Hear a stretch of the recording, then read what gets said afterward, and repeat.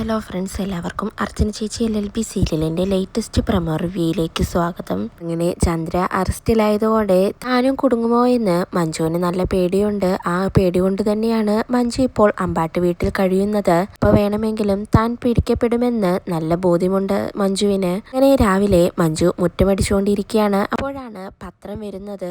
മഞ്ജു ആണെങ്കിൽ വേഗം ചൂലെല്ലാം അവിടെ ഇട്ടുകൊണ്ട് ഇനിയിപ്പോൾ ചന്ദ്രേച്ചിയുടെ അറസ്റ്റിനെ കുറിച്ചുള്ള വാർത്ത എന്തെങ്കിലും പത്രത്തിലുണ്ടാവും എന്ന് ചിന്തിച്ചുകൊണ്ട് വേഗം തന്നെ ആ പത്രമെടുത്ത് മറിച്ചു നോക്കുകയാണ്. ഒരു മനസ്സിൽ വിചാരിച്ചതുപോലെ തന്നെ പത്രത്തിൽ ചന്ദ്രയുടെ വാർത്ത വരികയാണ്. മുക്കുമണ്ടം പണയക്കേസിൽ അഭിഭാഷകന്റെ ഭാര്യ അറസ്റ്റിലായിരിക്കുന്നു എന്ന വാർത്തയാണ് കാണുന്നത്. ഇത് കണ്ട് ആകെ വെപ്രാളപ്പെട്ടുകൊണ്ട് ആ പത്രവുമായി മഞ്ജു വേഗം തന്നെ രുക്കുവിന്റെ അടുത്തേക്ക് പോവുകയാണ്.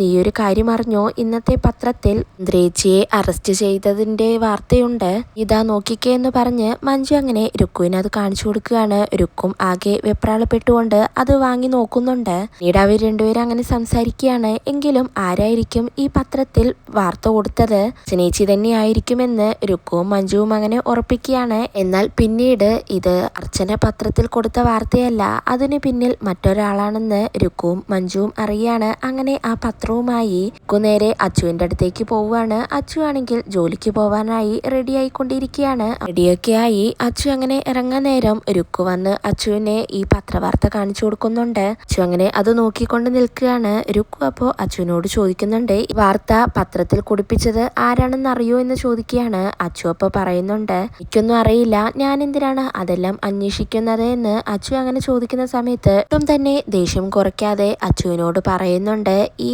പത്രവാർത്ത കൊടുത്തത് ആരാണെന്ന് എനിക്കറിയാം. ഞാൻ കരുതിയത് ഇത് ചെയ്തത് അർച്ചനേച്ചിയാണെന്നാണ്. പക്ഷേ എനിക്ക് ഇപ്പോൾ മനസ്സിലായി അത് അർച്ചനേച്ചിക്ക് വേണ്ടി മറ്റൊരാളാണ് ചെയ്തത്, JK എന്ന് രുക്കു അങ്ങനെ പറയുന്ന സമയത്ത് അച്ചു ആകെ ഞെട്ടിത്തരിച്ച് അങ്ങനെ നിൽക്കുകയാണ്.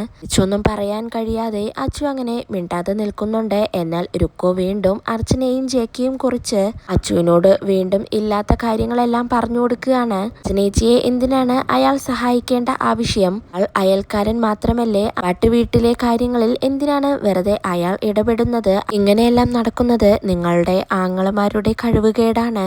എങ്കിൽ എന്നെ ആ JKയെ ആ വീട്ടിൽ നിന്നും ഒഴിപ്പിക്കാമായിരുന്നു. ആൾക്കാർക്കും ഇപ്പോഴും നിങ്ങളുടെ ചേച്ചിയുടെ യഥാർത്ഥ സ്വഭാവം മനസ്സിലായിട്ടില്ല എന്ന് രുക്കു അങ്ങനെ അച്ചുവിനോട് പറയുകയാണ്. അതിനുശേഷം രാവിലെ പാപ്പച്ചനും സുമിത്രാമ്മയും കൂടി സംസാരിക്കുന്നുണ്ട്. പാപ്പച്ചൻ അങ്ങനെ കയ്യിൽ ഒരു ചായക്കപ്പവുമായിട്ട് അങ്ങനെ നിൽക്കുകയാണ്. സമയത്ത് പാപ്പച്ചൻ സുമിത്രാമ്മയോട് പറയുന്നുണ്ട്, ടീച്ചർ ഇവിടെ വന്നതിന് ശേഷം JK സാറിന് ഒരുപാട് മാറ്റങ്ങൾ ഉണ്ടായിട്ടുണ്ട്. ടീച്ചർ വരുന്നതിന് മുന്നിലുള്ള JK സാറല്ല, ഇപ്പോൾ ഒരുപാട് മാറ്റങ്ങളാണ് സാറിന്റെ ജീവിതത്തിൽ ഉണ്ടായിരിക്കുന്നത്.